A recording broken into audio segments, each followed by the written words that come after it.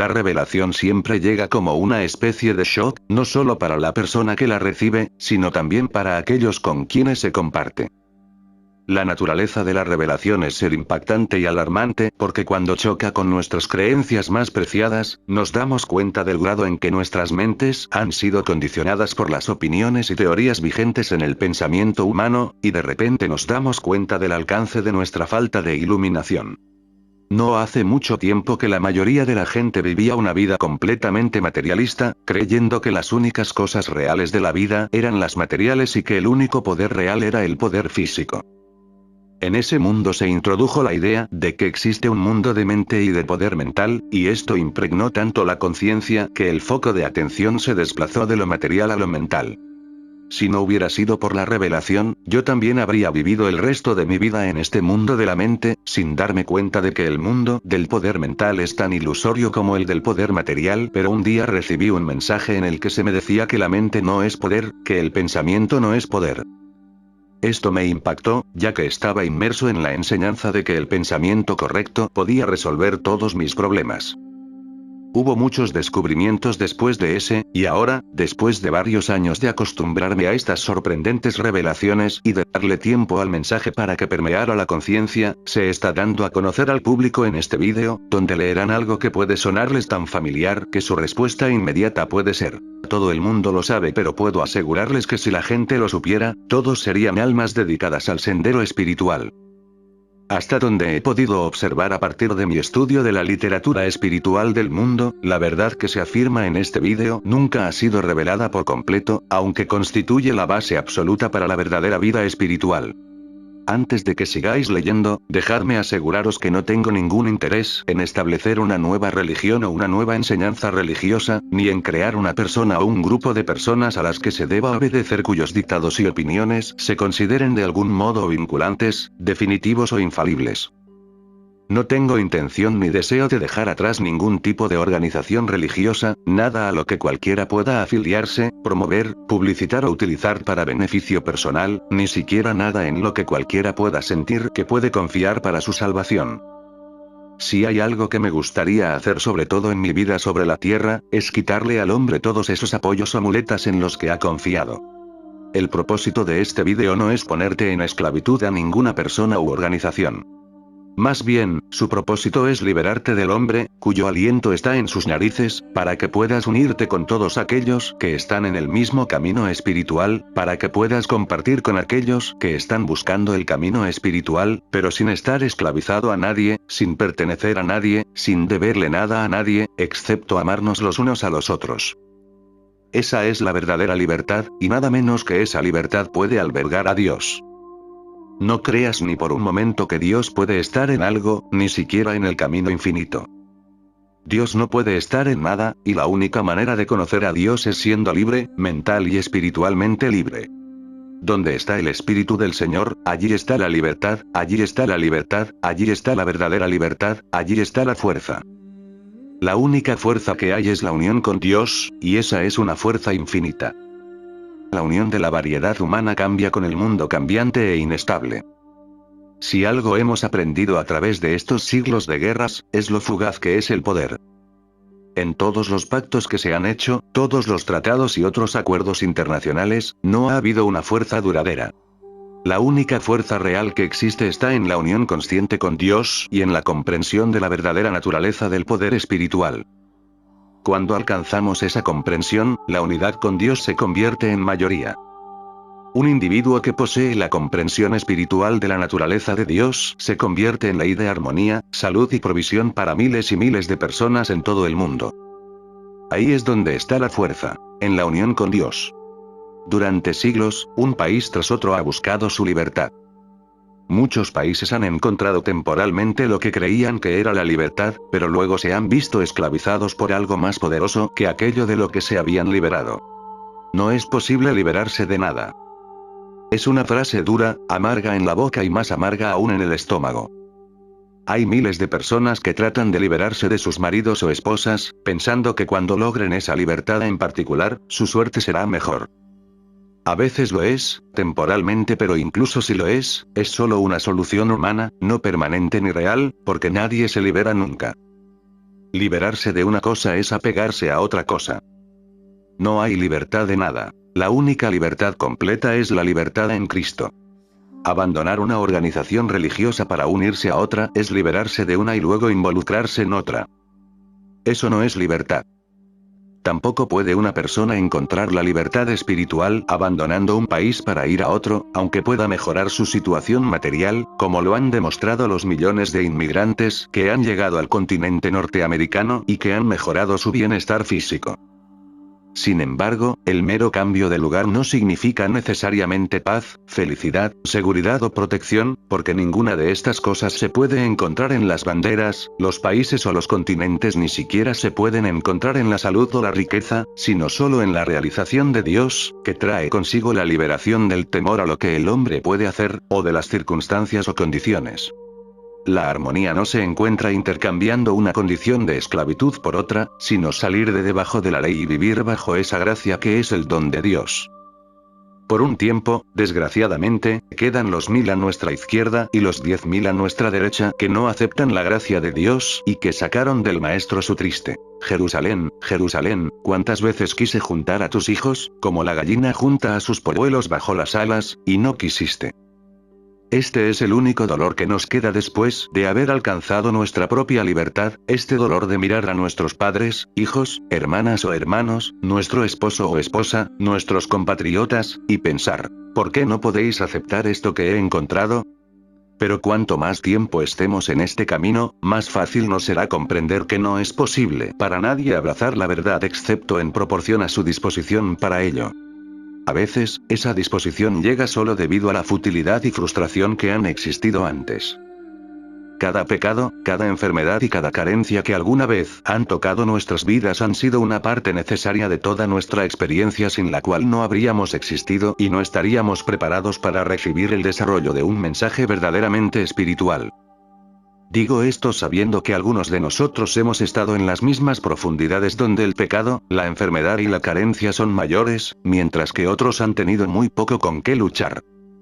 Sin embargo, sea cual sea el grado de severidad del problema que cada uno haya tenido, es quizás el grado que cada uno ha necesitado.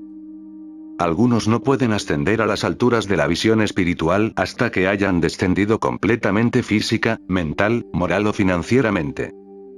Algunos han tenido que descender solo hasta la mitad, y algunos probablemente mucho menos que eso, pero sean cuales sean las profundidades que usted y yo hayamos conocido, esa fue la experiencia necesaria para que alcancemos las alturas.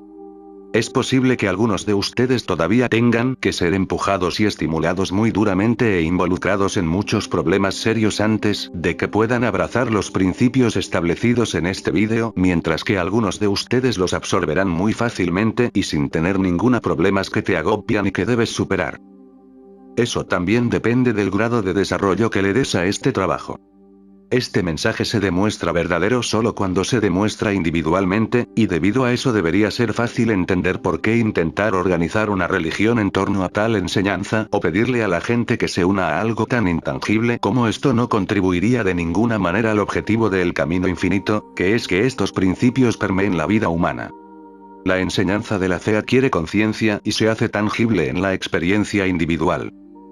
Si se intentara organizar esta enseñanza, no beneficiaría a nadie si se pagaran cuotas mensuales o anuales, no serviría de nada si se construyeran templos imponentes para consagrar estos principios, o se erigieran estatuas del hombre que los enseñó, no serviría de nada.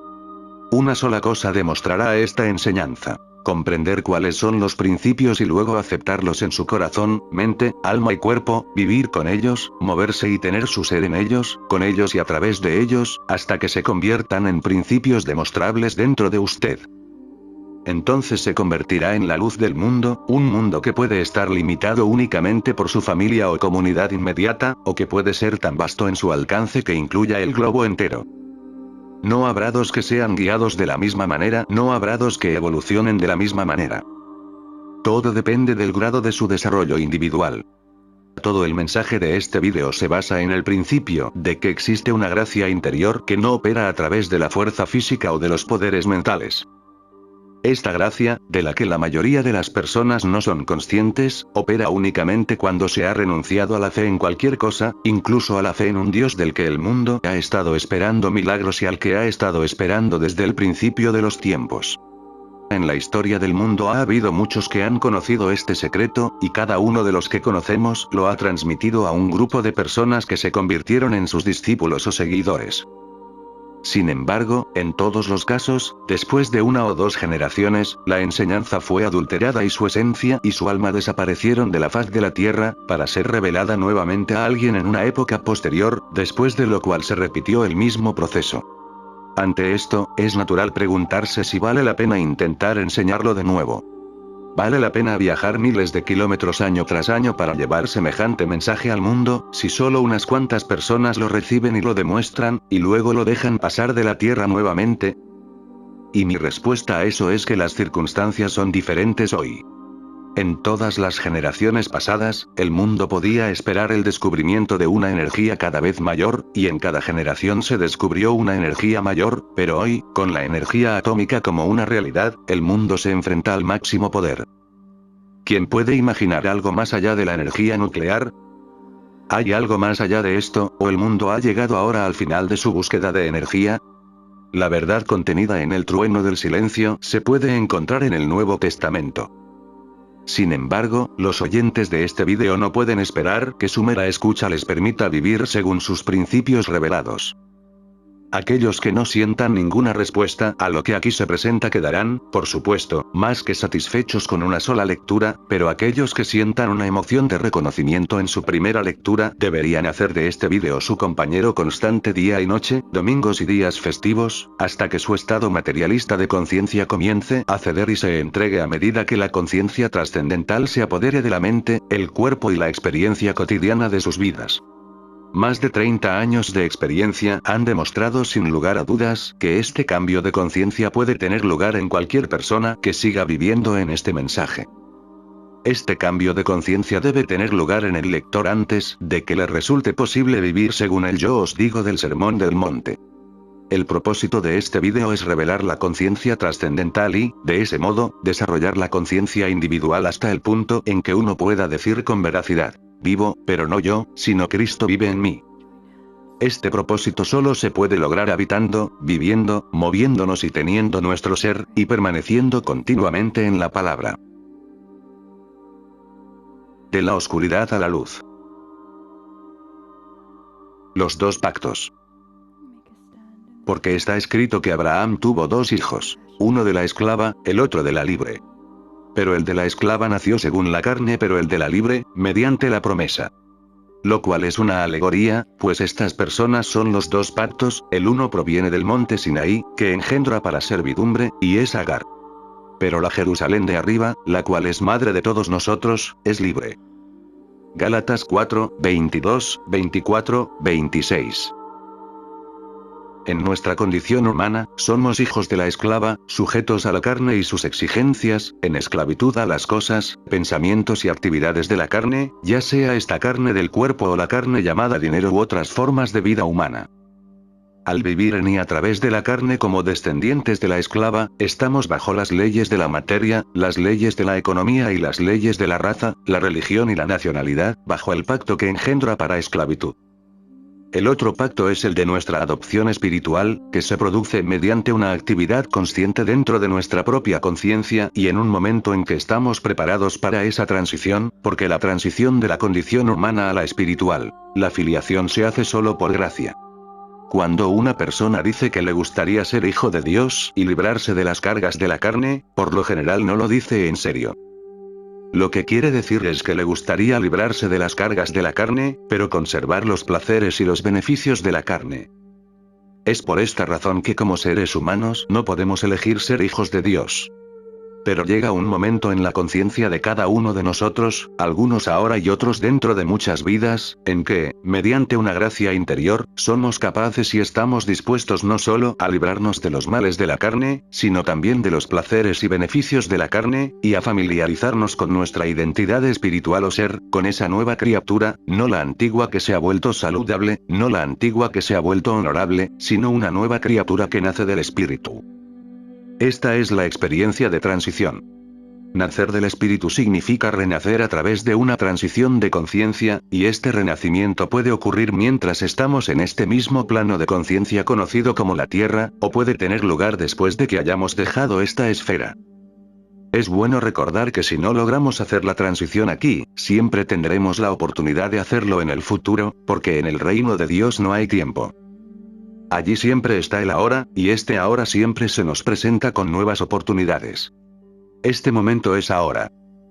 En este momento, este ahora, tenemos la oportunidad de rechazar nuestra humanidad y aceptar la divinidad de nuestro ser. Pero si hacerlo está más allá de nuestra capacidad inmediata en este momento, más tarde esta noche descubriremos que también es ahora, y en ese ahora, nuevamente nos encontramos cara a cara con la oportunidad de aceptar o rechazar la divinidad de nuestro ser. Si no estamos preparados para recibirla, entonces, la tendremos mañana por la tarde, el año que viene o el año siguiente, y cada vez que la oportunidad de realizar nuestra filiación divina llegue a nuestro pensamiento, será ahora. Dentro de 100 años, será ahora. Ahora a nosotros. Ahora es siempre el momento de aceptar nuestra divinidad, pero aunque ese ahora puede llegarnos en este momento, para algunos puede haber llegado hace años, y para otros puede llegar dentro de muchos años. Sea que llegue a esta hora en particular del reloj o a cualquier otra hora, cuando sea que llegue, será ahora.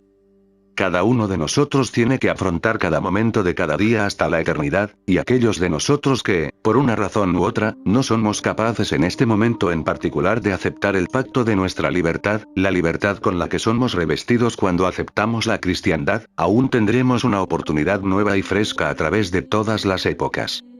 Aquellos que nos han precedido como seres humanos y han dejado de estar a nuestra vista, algunos en una gran oscuridad espiritual y otros en pecado y degradación reales, también existen ahora, y ellos también tienen la misma oportunidad ahora que tenían cuando la rechazaron aquí en la tierra, solo que ahora pueden haber desarrollado una mayor capacidad para aceptarla. ¿Qué significa aceptar la dispensación espiritual en nuestra experiencia? A menos que entendamos qué es lo que constituye esta dispensación espiritual, no podemos estar preparados para aceptarla. Aunque la mayoría de las personas no creen en Dios, muchas de ellas no lo creen. Es cierto que pueden creer que existe un Dios o tener una creencia acerca de él, pero no tienen fe, no tienen realización, no tienen convicción, porque la naturaleza del esclavo es estar en esclavitud al efecto. Amar, adorar y temer todo lo que tiene forma, que es visible como efecto. Puede ser la salud corporal, el corazón, el hígado o los pulmones, o pueden ser los billetes de dólar, las inversiones o el hogar, pero el amor, la devoción y el temor de la mayoría de los seres humanos siempre están dirigidos a alguien o algo en el reino visible. El hijo de la esclava está en cautiverio mientras sea necesario algún pensamiento, cosa o persona, y eso es lo que constituye la humanidad. El nuevo pacto de la nueva criatura comienza en el momento en que nos damos cuenta de que yo y el Padre somos uno, y todo lo que el Padre tiene es mío. No miro en otra dirección que al infinito invisible. Entonces, lo que aparece desde dentro, lo comparto gloriosamente, libremente, gozosamente. La transición a la filiación divina produce ese cambio de la fe en lo visible a la fe en el infinito invisible, en aquello que nunca puede ser visto, oído, gustado, tocado, no se puede oler, ni siquiera pensar, ni razonar. Tiene que haber una fe sin una razón para esa fe. Tiene que haber una convicción interna que lo consuma todo y que esté de acuerdo con esa fe, incluso sin saber qué es. Un instinto interno, una intuición interna, una gracia interna. No se dará señal alguna. Las señales siguen a los que creen. Cuando llega a la fe, las señales siguen. Si se nos da alguna señal, alguna cosa o algún pensamiento al que podamos acceder, aferrar, entonces esa cosa o ese pensamiento es aquello sobre lo cual descansa nuestra fe en lugar de hacerlo sobre lo invisible que es Dios. Es posible pensar y pensar en la verdad, y hasta cierto punto eso es normal, natural y correcto, pero luego debe llegar un momento en que el pensamiento se detenga, se produzca un vacío, casi un vacío, y entonces en ese vacío se precipite en la presencia y el poder de Dios. Solo podemos llegar a esa presencia completamente desnudos, en un momento de completo silencio, cuando todos los procesos de pensamiento se han detenido, cuando no tenemos nada en lo que confiar, nada en lo que depositar nuestras esperanzas, pero cuando nos hemos vuelto estériles y completamente vacíos. Ese es el momento en que percibimos que, incluso cuando no podemos conocerlo ni sentirlo ni pensarlo, hay una presencia invisible, un algo intangible, que sin embargo está operando, y entonces desde esa misma invisibilidad vendrá a expresarse todo. Es necesario para nuestro desarrollo. Si pensamos que somos algo, cometemos un grave error. Solo cuando llegamos a ese lugar de autorrenunciación se revela la divinidad de nuestro propio ser. El silencio es el camino. El silencio no es una ausencia de sonido, sino un estado de conciencia que nos permite abstenernos de reaccionar mentalmente ante lo que vemos o escuchamos. Por ejemplo, podemos ver y reconocer una sombra en la pared, una apariencia desagradable, y, sin embargo, no tener ninguna reacción de miedo, sabiendo que es una sombra. Cuando la conciencia ha alcanzado la conciencia de un poder, una ley, una sustancia, una causa, la unidad, no reaccionamos con miedo, duda u horror a nada que veamos o oigamos, y entonces es cuando la conciencia ha ido más allá del poder y ha alcanzado el silencio. La conciencia curativa. Siguiente capítulo. Ley kármica. Todo el sufrimiento que el mundo está experimentando hoy se debe a un sentimiento de separación de Dios, porque no ha aceptado a un Dios que está más cerca que la respiración, más cerca que las manos y los pies, un Dios que no solo es capaz sino que está dispuesto y deseoso de que demos fruto abundantemente. En tiempos paganos, probablemente por un sentimiento de gratitud, la gente adoraba todo aquello que parecía bendecirlos y comenzaron a dotar a esas cosas con los poderes de la deidad. A medida que los hombres se elevaron en conciencia, apareció la enseñanza de un solo Dios, pero aparentemente los hombres no estaban preparados para una comprensión de Dios como Dios realmente es, y así encontramos un tipo muy extraño de Dios en las escrituras hebreas. Así como sabemos que el sol, la luna y las estrellas no son Dios, también sabemos ahora que Jehová, el Dios de la ira y la venganza, no es Dios.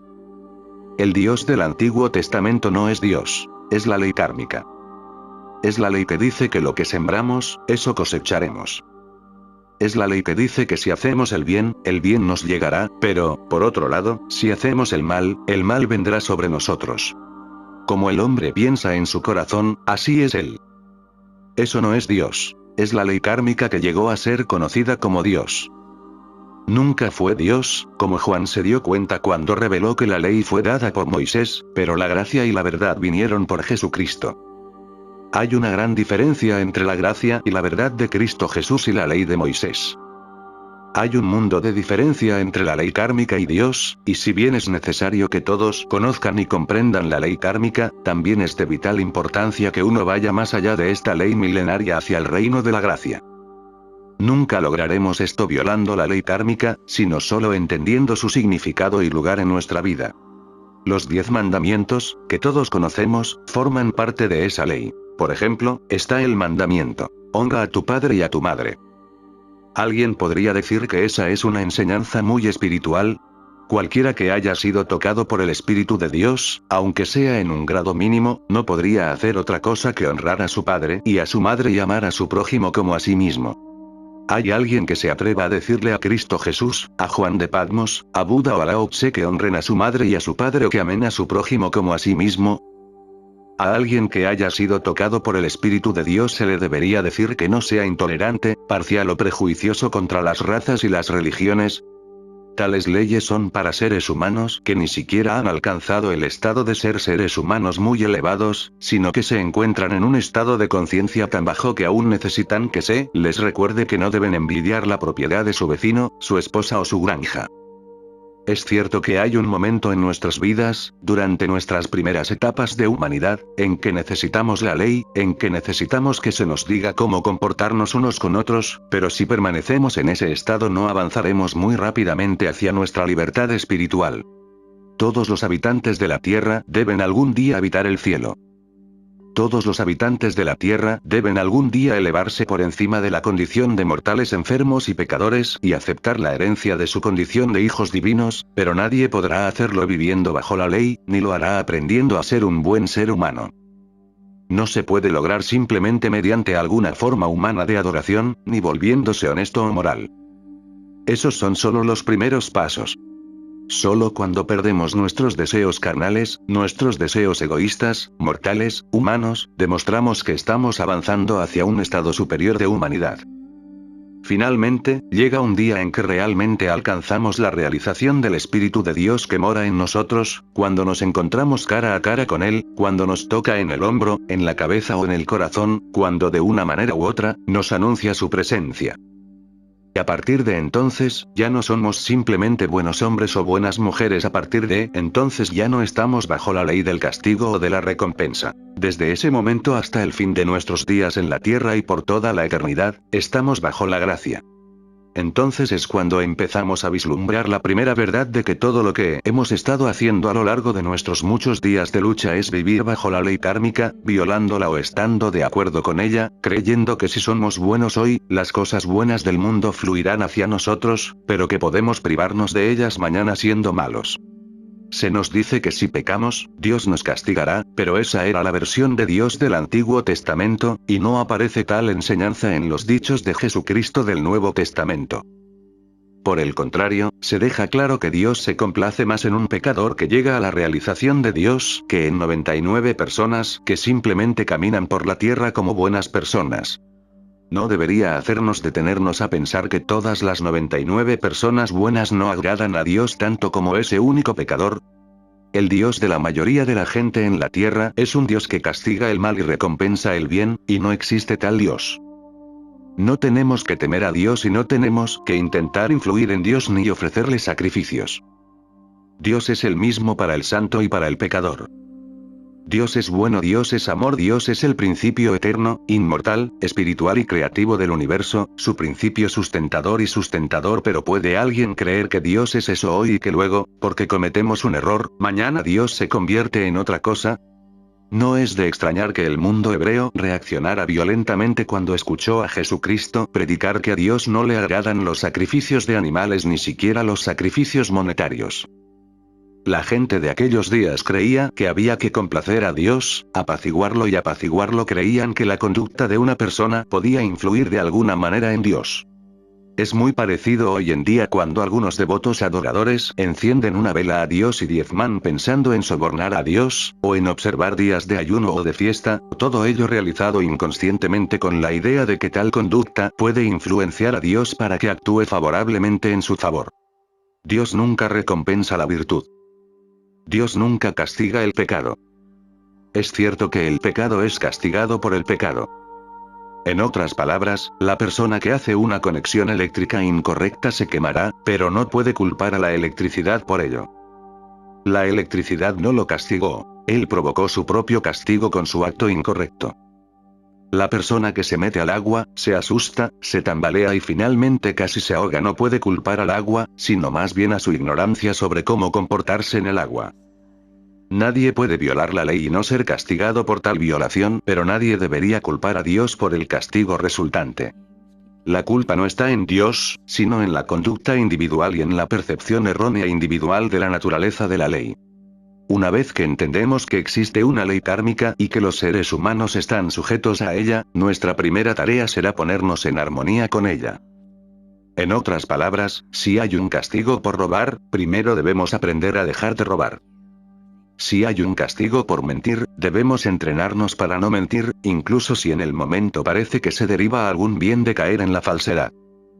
Es cierto que podemos mentir o engañar en nuestros negocios y así obtener algún beneficio temporal, pero si entendemos que cualquier mentira, engaño o engaño que hagamos nos arruinará, es más que probable que comencemos a entrenarnos para no caer en métodos o acciones inescrupulosos en nuestra vida personal, social y laboral.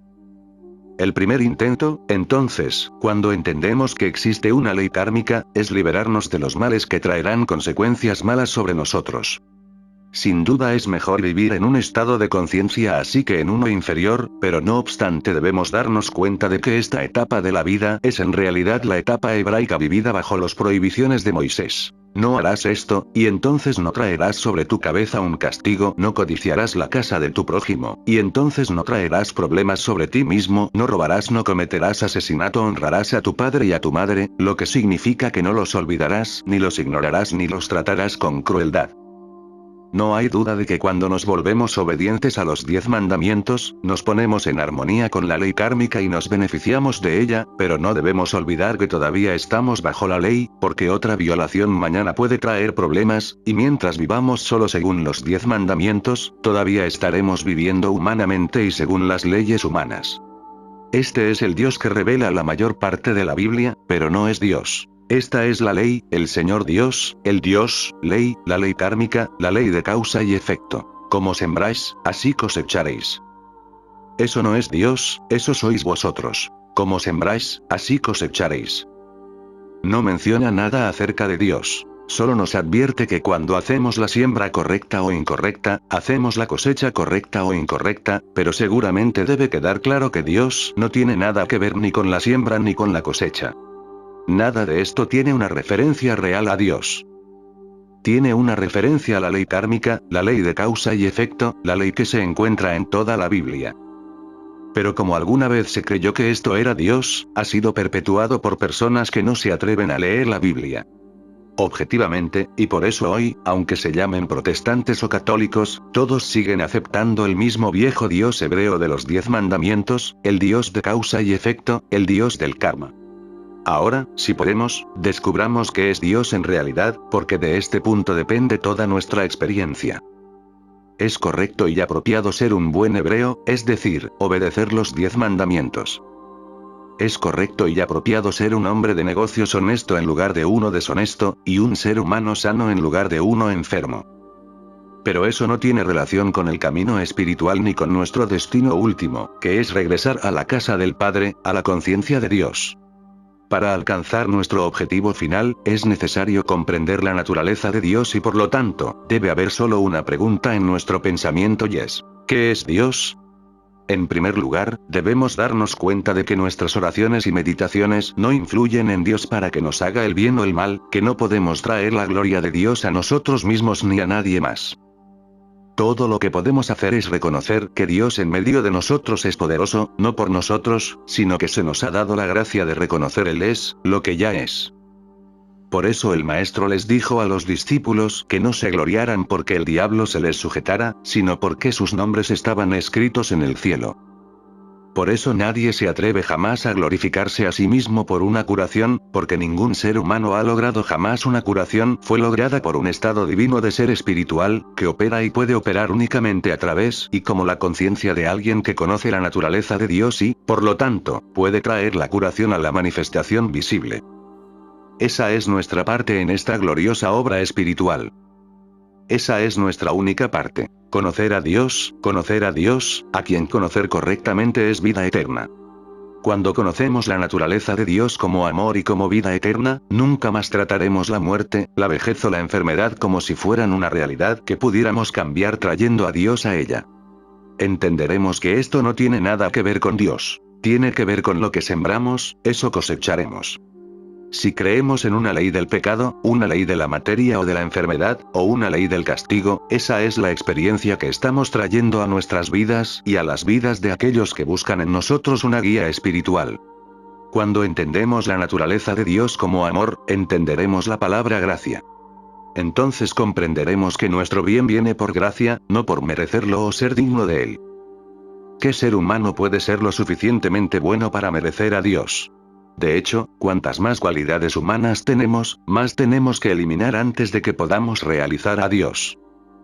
No podemos ser llevados a un lugar en el que merezcamos a Dios, solo podemos ser llevados a un lugar donde esa parte de nosotros que quiere ser digna o parece indigna es apartada del camino y nuestra verdadera identidad se revela. Nuestro bien, físico, mental, moral y financiero, es nuestro por la gracia divina como el don de Dios.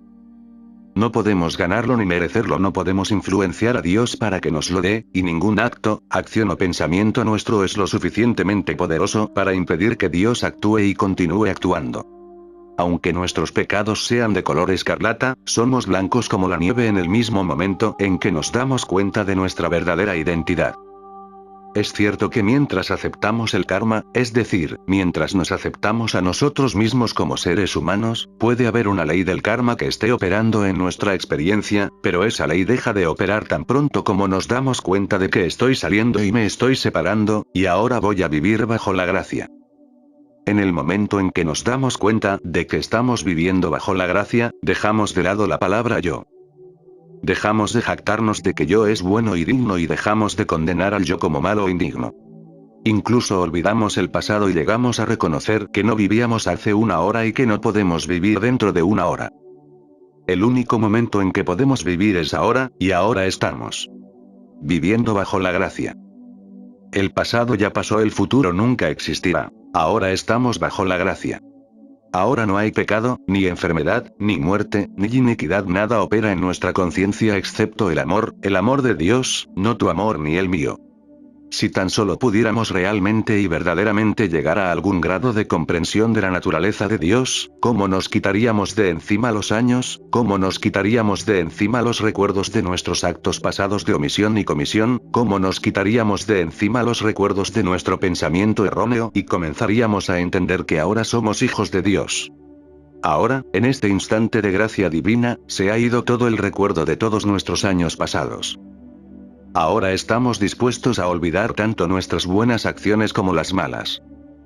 Estamos dispuestos a olvidar la mascarada, el papel que hemos estado desempeñando en esta producción en particular, y a abandonarla junto con nuestro disfraz y todo lo que le pertenece. Si pudiéramos recordar el ejemplo más elevado y mejor de paternidad que conocemos, veríamos que ningún padre verdadero permite jamás que la animosidad, la impaciencia o la intolerancia interfieran con el amor paternal que siente por su hijo. Con esa comprensión desaparecerían todas esas tonterías sobre un Dios castigador, un Dios vengador. Dios es demasiado puro para contemplar la iniquidad. El Maestro afirmó que vino a la tierra no para hacer su propia voluntad sino la voluntad del Padre. ¿Y cuál es esta voluntad del Padre? Es sanar a los enfermos, resucitar a los muertos, perdonar a los pecadores. Entonces, ¿existe un Dios de castigo? El Maestro dijo, ni yo te condeno. ¿Existe un Dios de castigo? Le dijo al ladrón en la cruz, hoy estarás conmigo en el paraíso. ¿Existe un Dios de castigo? Y dijo, tus pecados te son perdonados. No hay registro en toda la revelación del Maestro de condenación o castigo por él, pero hay esto, no peques más, para que no te suceda algo peor. ¿Dice que Dios nos castigará? No, nuestro pecado nos castigará, no Dios. La misma mala acción regresará a nosotros. Ni siquiera tenemos que realizar un acto pecaminoso, simplemente tenemos que tener un deseo por ello, como señaló Jesús cuando advirtió contra incluso mirar a una mujer con un pensamiento adúltero. Uno no necesita llevar a cabo el acto porque el mismo estado mental le devuelve a uno algo de su propia naturaleza. Esto no es vivir bajo la ley de Dios. Esto es vivir bajo la ley kármica, porque cuando estamos bajo Dios no hay posibilidad de que haya pecado. Las creencias paganas actuales de que Dios sale delante de nosotros para castigar a nuestros enemigos fueron traídas desde tiempos antiguos. Por eso, hoy en día, en todo el mundo, la gente está rezando por la paz en la tierra, y están rezando a Dios por esa paz, pero Dios los está ignorando. En toda la tierra, hombres y mujeres están rezando por sus hijos, por su salud y su seguridad, pero Dios también está ignorando esas peticiones. Si Dios no responde a nuestras oraciones por el bien, ¿qué posibilidades hay de que Dios preste atención a cualquier oración por el mal? ¿Qué clase de Dios adoramos? ¿Ha habido alguna vez una raza de personas en la tierra mucho mejor que cualquier otra raza, como para que Dios destruyera a una por causa de otra, o a una nación por causa de otra? ¿Hemos tenido alguna vez una raza perfecta, incluso humanamente, o una nación perfecta? Durante el último siglo, hubo 3 guerras importantes, y los vencedores eran tan cristianos y democráticos como los vencedores. ¿Qué gran esfuerzo de imaginación habría que hacer para creer, por ejemplo, que Rusia estaba del lado ganador de la guerra porque era cristiana y democrática?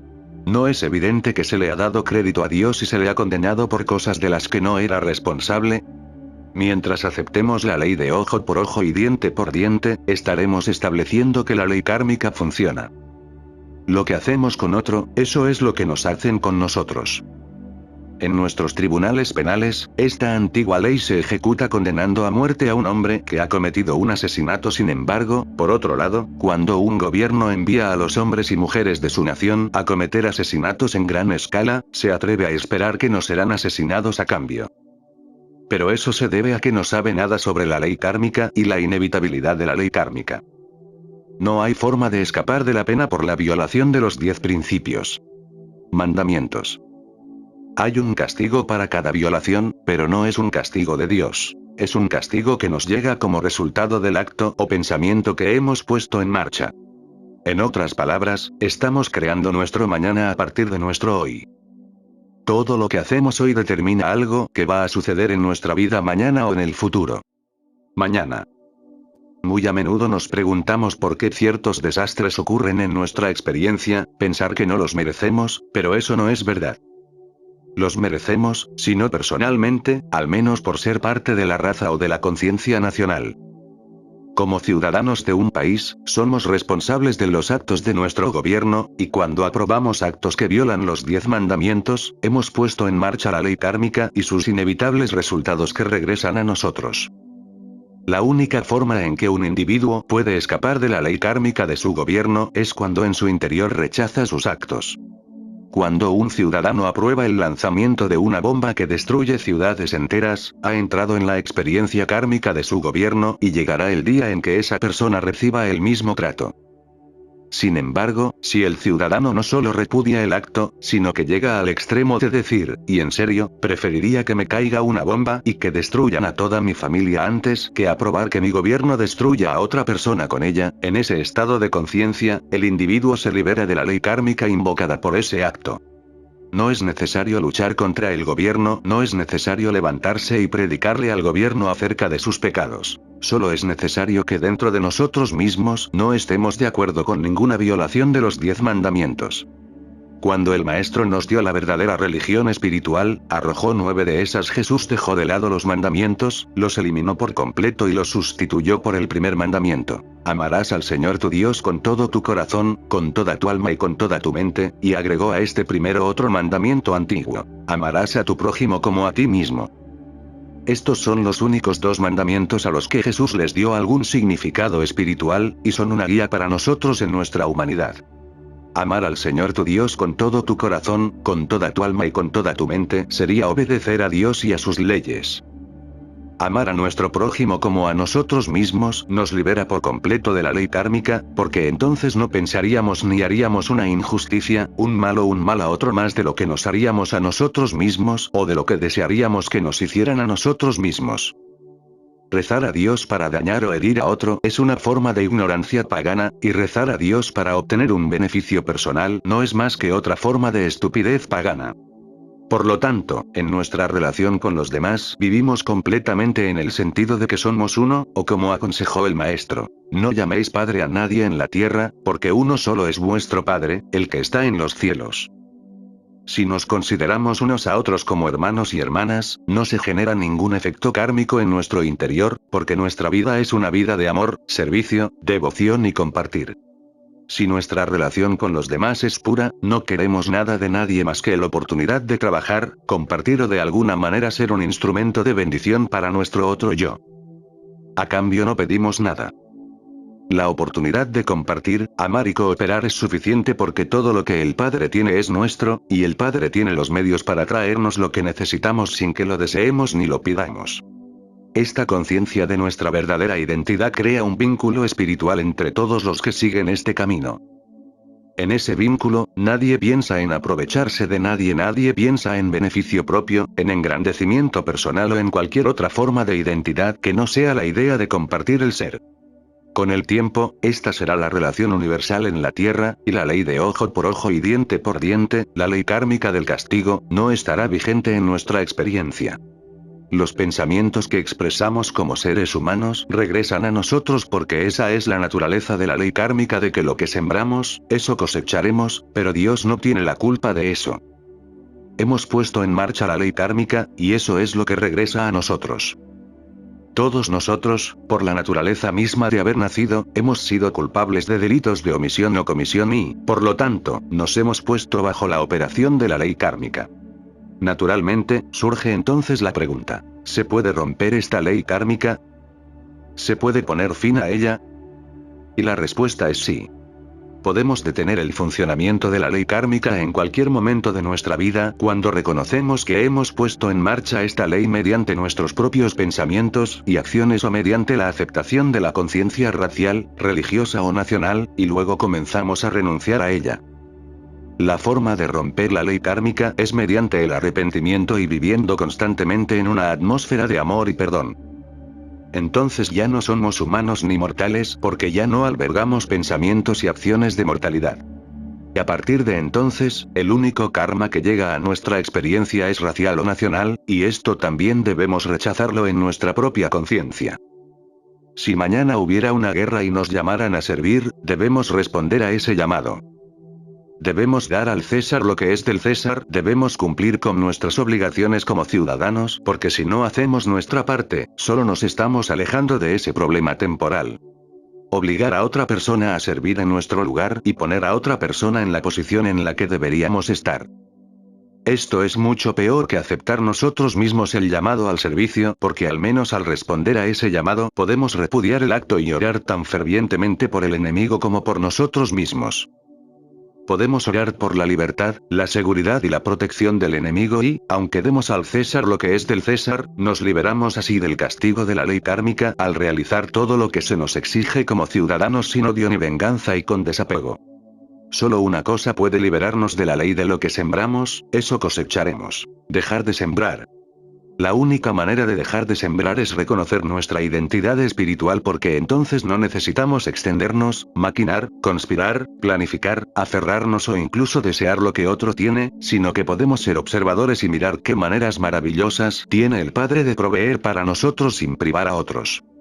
En el camino infinito reconocemos que existe una ley, pero también reconocemos que existe algo llamado gracia. Permítanme ilustrarlo de esta manera. Si no nos han enseñado la metafísica moderna, estamos sujetos a leyes materiales porque existen leyes de la materia que nos atormentan en este plano humano. Leyes del clima, las infecciones, la herencia, el medio ambiente, el tiempo y el espacio. Todos los seres humanos del mundo están sujetos a la ley del tiempo. De hecho, todo lo que tenemos que hacer es mirar un calendario durante suficiente tiempo y comenzamos a sentirnos cansados, débiles y agotados. Aquellos de ustedes que hayan tenido alguna experiencia con la sanación metafísica o espiritual ya habrán aprendido que estas leyes de la materia no son poder en presencia de la comprensión espiritual. Son teorías y creencias, pero hay una gracia que las deja de lado. Eso no significa que a nivel humano no exista una ley de la materia, no significa que no exista una ley de la mente. Significa simplemente que existe un estado de gracia que deja de lado tanto las leyes de la materia como las leyes de la mente. Cuando nos encontramos bajo la gracia, no hay leyes que operen. En el reino espiritual, que es un estado de gracia, no hay dos poderes que operen uno sobre otro, uno que venza al otro, o uno que elimine al otro, solo hay uno. No hay oposición, no hay contienda en el reino del espíritu. Solo hay un estado de gracia que es en sí mismo la ley de eliminación de toda fase de la materialidad. Cuando llegamos a un estado de gracia, ya no tenemos buena o mala salud, ni tenemos provisión abundante o escasa. Vivimos en un estado de espiritualidad en el que no hay ni bien ni mal, ni grados ni comparaciones. Solo hay ser divino, ser espiritual, un ser. Solo cuando dejamos de pensar en términos de salud y enfermedad, riqueza y pobreza, y empezamos a pensar en términos de espiritualidad, trascendemos no solo la mala humanidad, sino incluso la buena humanidad, trascendemos los 10 mandamientos y nos elevamos a esa conciencia que Cristo Jesús reveló en los 2 grandes mandamientos, que reconocen un solo poder, un Dios, un espíritu, una alma, y a todos y cada uno de nosotros ese mismo uno. El reconocimiento es solo el primer paso. Estos mandamientos tienen que ser vividos. Tienen que ser aceptados en conciencia para que realmente aprendamos a perdonar a nuestros enemigos. Aprendemos a no criticar, juzgar o condenar a la persona que ha cometido un error, a no condonarla, sino en la medida en que intenta superarlo para dar esa mano de ayuda, percibiendo la naturaleza de Dios como el alma misma de cada persona. Cualquier buen ser humano puede pasar por alto piadosamente las faltas de los demás e incluso perdonarles sus pecados. Cualquier buen ser humano puede hacer eso, pero se necesita visión espiritual para poder decir, no puedo ver a nadie. El rostro de Dios es todo lo que brilla. El alma de Dios mira a través de todos los ojos. Tal realización no cura a las personas enfermas o pecadoras. Las hace morir más rápidamente para que su ser espiritual pueda revelarse. Cuanto antes muera la humanidad cuanto más humana sea su condición, más pronto su alma se presentará y será revelada. Un hombre muy conocido y sabio me preguntó una vez por qué dedicaba tanto tiempo a la sanación. Por ejemplo, se preguntaba qué beneficio le haría a una mujer muy mayor sanarse, ya que en 1 año o 2 moriría de todos modos y, mientras tanto, ¿qué haría con un poco de buena salud? ¿Qué va a hacer con su sanación? ¿Tejer más patuquitos para sus nietos? Aunque comprendo ese punto de vista, no es el mío. No me interesa si las abuelas tejen patucos para sus nietos. Lo único que me interesa es que se revele el alma de cada persona aquí en la tierra, el alma que permanecerá aquí eternamente. No me interesa predicar a los pecadores con el fin de que sean buenos, ni siquiera dar tratamientos a los enfermos para que se mejoren. Reconozco el lugar que ocupa todo esto en la escala ascendente, pero ese no es el destino final. Esa no es la meta hacia la que estamos trabajando. Ha llegado el momento de no pensar en términos de salud o riqueza. Ha llegado el momento de pensar en términos de ser espiritual. Ha llegado el momento de pensar en ser, en tener ese Espíritu de Dios morando en nosotros para que podamos reclamar nuestra herencia como hijos de Dios, coherederos con Cristo de todas las riquezas celestiales. Ha llegado el momento de que pensemos en esto. Si somos crucificados, ¿podemos resucitar de la tumba? Si somos crucificados, ya sea en la cruz o a través del calendario, podemos resucitar y caminar de nuevo por esta misma tierra en un cuerpo físico, hablar, comer y beber. Todos debemos comprender que la vida es algo más que la salud y la abundancia. Es algo más que andar por la tierra disfrutando. Es algo más que la vida, y eso es la vida. La vida es eterna, una vida que no conoce tumbas, una vida que no conoce enfermedades, una vida que no conoce pecado, pobreza, guerra ni carencia. ¿Es posible alcanzar esta vida? Todo aquel que logre un mínimo de visión espiritual puede ayudar a su prójimo a alcanzar esta vida sanando los males físicos, mentales, morales y económicos. Podemos ayudarnos mutuamente a alcanzar una mayor sensación de abundancia, y podemos revelar la verdad espiritual y comunicarla, ayudando así a nuestro prójimo en el camino. Pero eso es todo lo que podemos hacer. Después de eso, cada uno tiene que morir dentro de su propia conciencia al hombre viejo para que pueda nacer el hombre nuevo. Cada uno tiene que hacer eso por sí mismo, reconociendo que se puede hacer y que hay quienes han estado en la tierra que nunca han muerto, y si podemos elevarnos lo suficiente en conciencia, podemos tabernáculo con ellos. Hay quienes están en comunión ahora mismo con Cristo Jesús, con Moisés, Abraham, Lao Tse, Buda y Juan. ¿Por qué no? Podemos estar en comunión con los amigos que están sentados a nuestro lado. Ah, pero tú dices, mis amigos están vivos. Y también lo están esas otras grandes almas. Ningún hombre muere jamás después de haber alcanzado la iluminación espiritual. Un pequeño atisbo de comprensión de que en la vida hay más que materia, más de lo que se ve a simple vista, basta para iluminar a alguien y evitar que muera. Basta con un grano de conciencia de Dios. Eso no significa necesariamente que todos caminaremos sobre la tierra para siempre. Eso no es parte del plan. No se pretendía que nuestros hijos siguieran siendo niños para siempre. Tienen que convertirse en jóvenes, adultos y finalmente alcanzar la madurez. Hay diferentes estados y etapas de la vida conciencia, y ninguno de nosotros permanece en el mismo estado para siempre. Si cada persona al llegar a la madurez, solo se daría cuenta de que ha superado una etapa de su vida, pero al prepararlo para otra, estos años medios y superiores de nuestra vida serían los más fructíferos, los más alegres, los más felices y los más prósperos de todos. Dentro de cada uno de nosotros está el Hijo de Dios. El Cristo no es un hombre que caminó sobre la tierra hace 2000 años. Ese hombre era Jesús, pero el Cristo es el Espíritu de Dios en el hombre. Ese espíritu era la conciencia trascendental de Jesús, y esa conciencia trascendental es el Hijo de Dios en nosotros. Su función es sanar enfermedad, para alimentarnos, vestirnos y albergarnos, para ser protección, seguridad y protección para nosotros, tal como lo fue en Galilea. Para poder aprovecharnos de él, debemos renunciar al Dios de la recompensa y al Dios del castigo y aceptar a un Dios de amor en quien no hay oscuridad, ni cualidades humanas, ni rasgos de mortalidad. Cuando conozcamos a Dios de esta manera y cuando ya no temamos a Dios ni a su ira ni a su castigo y comprendamos que Dios es amor y Dios es vida eterna, sabremos que no estamos bajo ninguna amenaza de enfermedad, muerte o vejez porque en Dios no hay provisión para tales cosas. La función del Maestro, es decir, el Cristo dentro de nosotros, es anular la edad, los pensamientos y deseos pecaminosos, la enfermedad, la carencia, la limitación y, en última instancia, el último enemigo, la muerte misma. Si sembramos para el Espíritu, si permanecemos en la verdad espiritual de que yo y el Padre somos uno, inseparables e indivisibles, aunque hagamos nuestra cama en el infierno, o aunque caminemos por el valle de sombra de muerte temporalmente, yo y mi Padre seguimos siendo inseparables e indivisibles.